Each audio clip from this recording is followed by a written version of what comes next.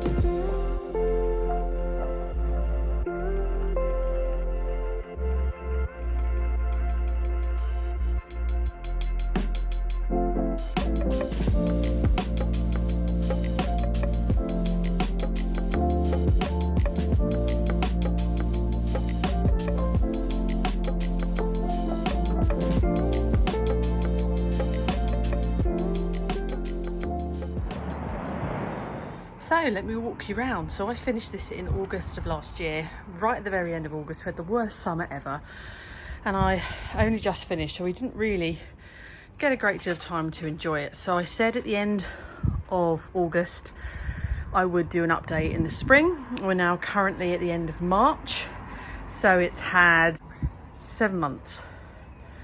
So I'm going to take you around and show you. So I first of all started off building lots of bases using wood. There's a really good deal on it B&Q last year, so it's all treated wood. Built some units. So I built a unit to the side here which has got storage, got the 2 gas bottles in there. Then I built this unit for housing the big green egg, and then our pizza oven already was on this stand, so that's just popped on the end. We already had this barbecue, had it for quite a few years now. Husband really likes it, so that went there. We did buy a brand new outdoor fridge, that went there. And then I've got another storage cupboard and another storage cupboard. Then on the tops I put these stone slabs, and they've weathered really well. They're outdoor slabs, so I was never going to worry about these at all. We installed this brand new gazebo. Everything that I'm taking you through, I have got videos on my channel reviewing it. I built this myself, bought it, got a really good price for it. I literally can't remember how much it was. I think it was 1,700 or 1,800, and we were looking and they're about 3,000 to 5,000 for this sort of thing. Really good. It's kept it really nice and covered. And I was going to buy the insert that pulled down to protect the kitchen, but it went to full price. So I'm going to wait until the summer when it's half price again and buy it then. So the cladding is looking absolutely amazing. It's still all attached. I used the outdoor no more nails. This area here has obviously been covered, but there is a hole here. This is the heat from the big green egg, and this just goes straight out. So this side's fine.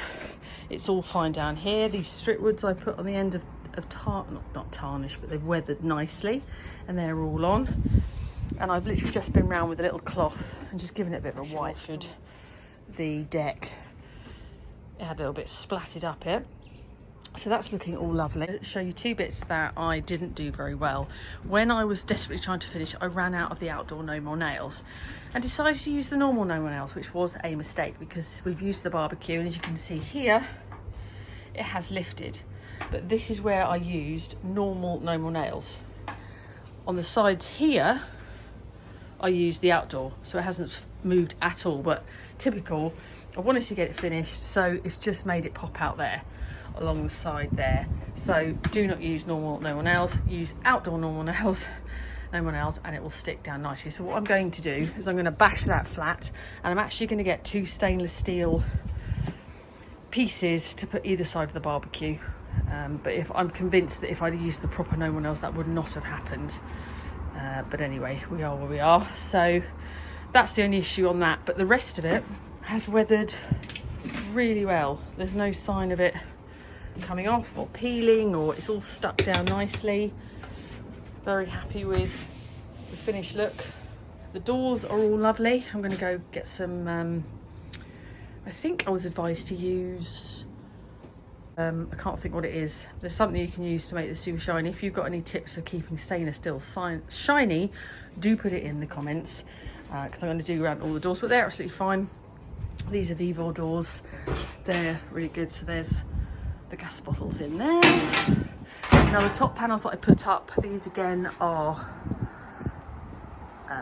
the pretend vinyl tiles. So they're all fine as the backdrop. So I've just pulled a few things out of the cupboard, started laying them out. These have been put away all winter. I didn't leave any of these out. I did leave the little vases and the outdoor plants, and they're fine. I made these myself. They have got a slight tinge of green, but they're wooden. I actually didn't think they'd survive, but they are still there.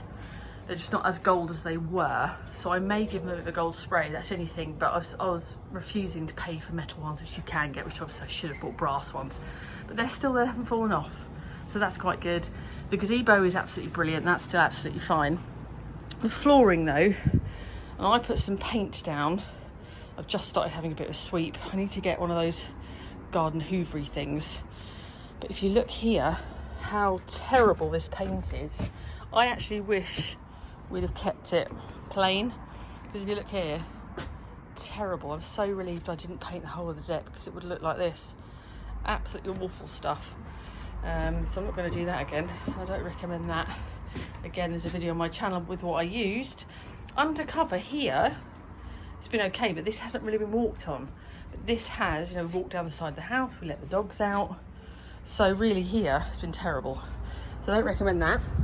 The outdoor chairs are amazing. They're back in stock as well. They now do 3 different colours. These are $29.99. I'm going to get the method out, give them a bit of a clean, but I thought I'd show you.